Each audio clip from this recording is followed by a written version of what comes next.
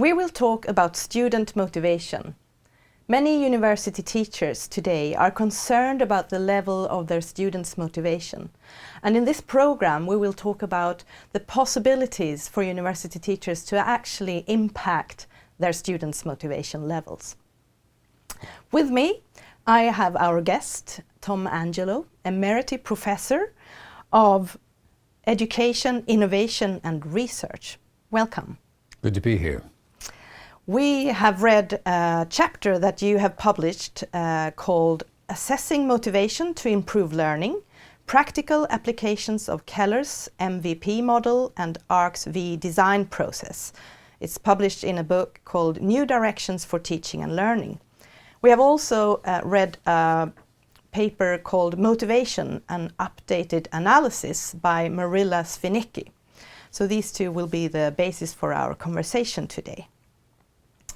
As a starting point, I thought that we will start listening to what a teacher we have interviewed said about student motivation.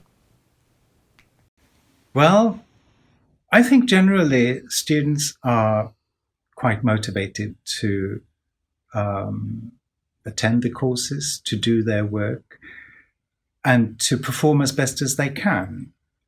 What I'm concerned about is the type of motivation that some students display, and that is more to pass the test than to actually learn things, integrate things, to take things into account that they've studied before, and to look ahead to what is coming next. They're very locally oriented, I would say, many of our students. So this was Tore Nilsson, who is from the Language of Education department at Stockholm University. What are your thoughts about his concerns? Well, I think that there's nothing wrong with students being motivated to pass a test or to get good marks. I think that's very natural. But he also expresses something that most of us feel as teachers, that we want students to love the material and to want to learn it for its own sake. Most students, in my experience, love something intrinsically and are motivated to study certain things intrinsically. And I think we have to remember that it's probably not realistic that they will love every subject equally, and not forget that we only see one slice of their life. We only see them in one context. So if a student is motivated to intrinsically to learn my subject, that's terrific for me.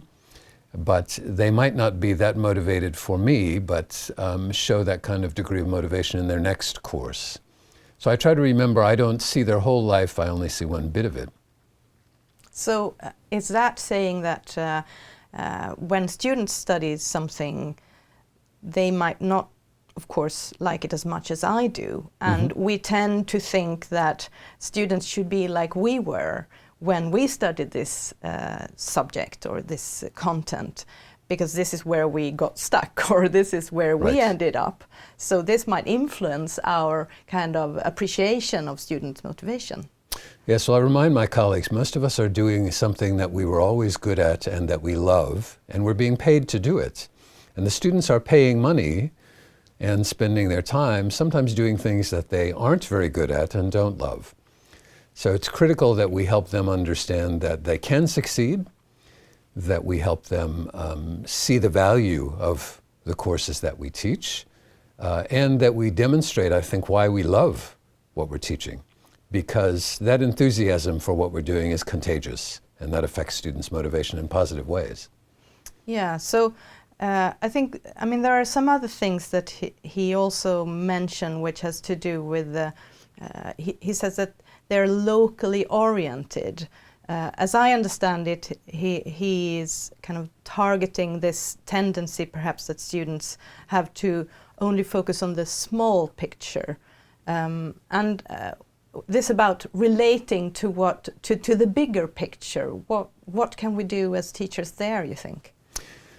Well, I think that we've created that situation, right, by dividing the world up into disciplines and courses and short periods of time that they have to study. So to blame students for being focused on the small bore issues, I think, is kind of unfair. We created that system.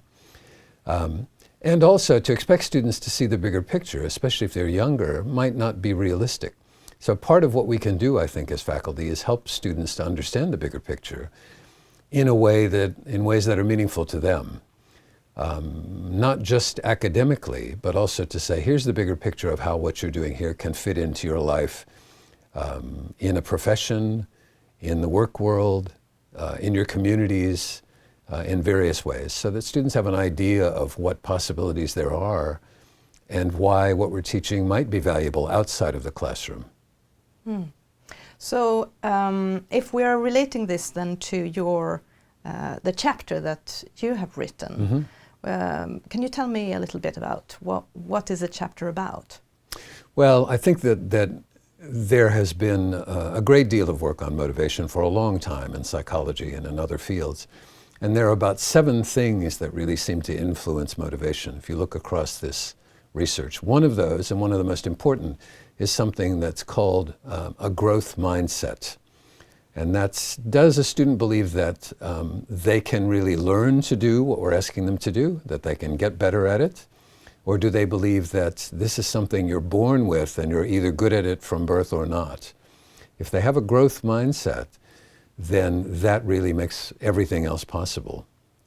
Another couple of things that matter are, does the student feel that what we're doing in that class is going to help them achieve their goals? And do they even have goals that they're aware of that fit in with the course and that make sense? And do they feel that they're capable of doing it? Do they expect that they will have success if they work hard? So those 3 things are fundamental, and there are some other things that also influence students' motivation to learn. Yeah, we're going to continue by listening to Tore again, but also Åsa Sunderlin, who is from the Department of Education, and what they think can be factors that weaken student motivation. I think what is problematic in relation to students' motivation is our short courses. If we have 7.5 credit courses, they run over a maximum of 5 weeks.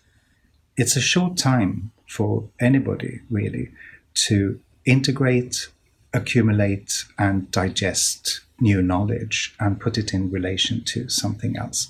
And I think this is something that affects the motivation of our students. Another example, if I can give one, is also the sense of having control of the learning process. And with our short courses, things happen so fast that it takes time for students to orient themselves. And when they've found the pace of the course and the nature of the course is over and they move on to something else. When we are very unclear, or we have how we arrange our education, of course, how you arrange the education, if the feeling of I will cope with this. How can we arrange education so that the students can feel that this will be great, this will be fun, I will cope with this, I will learn more, and it will be a challenge, but I will manage also. Yeah, so these things about being in control and coping, feeling of coping, how does this relate to the chapter that you wrote? Well, it's very important that students feel that they can succeed. If expectations are unclear or they don't know what the expectations are, of course, that's going to dampen their motivation. And at the same time, if you only have 5 weeks for the students, that's a very short period of time, as the professor said, to really manage this. So I think that means that courses have to be well designed to enhance motivation. And one of the ways that we can do that is to help students find a sense of belonging with the other students in the class, to find a sense of purpose, and also to understand very clearly what they are expected to do in order to succeed and have some early success. So by finding a sense of belonging, that could be like organizing for doing group work, or what are the things that you would suggest we could do? Well, as you mentioned, group work. I would say even more teamwork, where teams of students are working on projects that really require collaboration.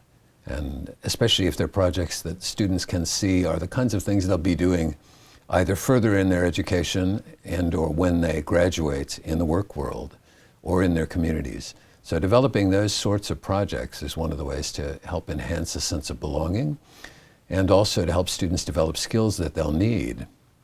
This is, of course, a bit more difficult for some disciplines where it's not a clear kind of track regarding the profession at the end. And also, I'm thinking for some disciplines where it's rather abstract, the kind of knowledge that students are learning. So how do you think we could deal with that? Well, I think we have to understand that there's a difference between introductory courses and courses that are more advanced.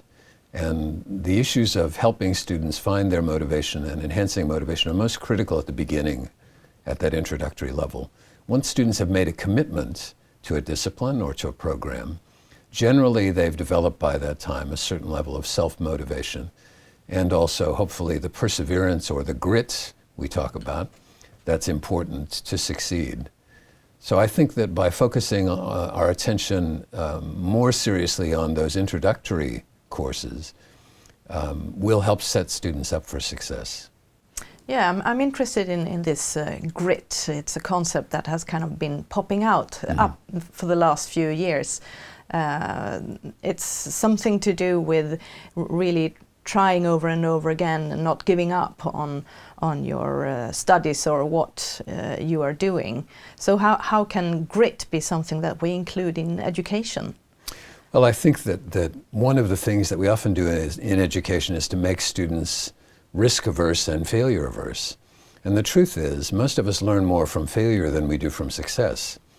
So if we don't build in opportunities for students to try and have non-fatal failures and learn from those mistakes, we're really not helping them develop the kind of resilience and perseverance that are called grit. So that's something that takes a lifetime to develop probably in some ways, but we can help encourage that.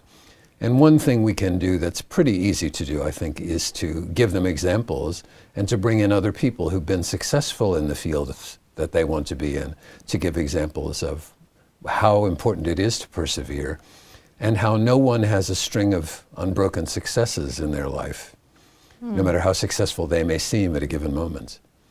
So that would also mean that you could organize for several occasions for students to try and get some kind of feedback, like formative feedback opportunities, I guess. Absolutely. And perhaps also to make the learning environment in a way so that it's okay to fail.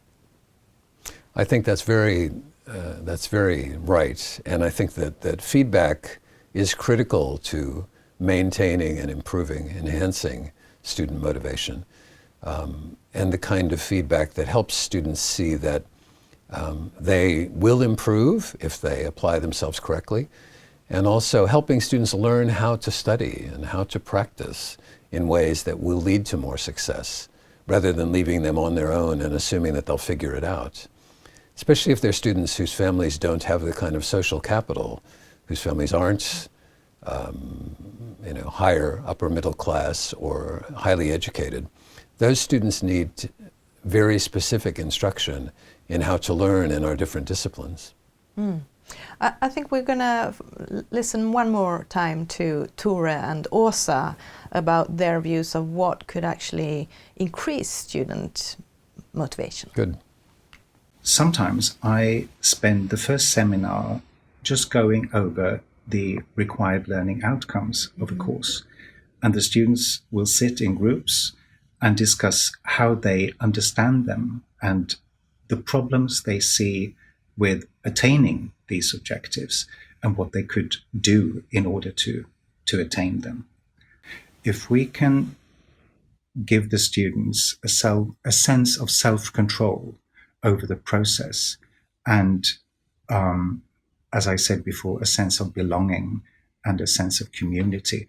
We can also strengthen the inner motivation, the intrinsic motivation, and that type of motivation is much more resistant, is much stronger and more resistant to the ups and downs that students quite often feel during their courses of study. When I'm really convinced you will make this, and I know that can really also support, because when they feel that, will I cope with this, whatever the task is, and when I know that they will do that, I can really sort of give them that emotion as well also, that can give them some motivation. I think when I'm convinced, I can convince them when I'm convinced also.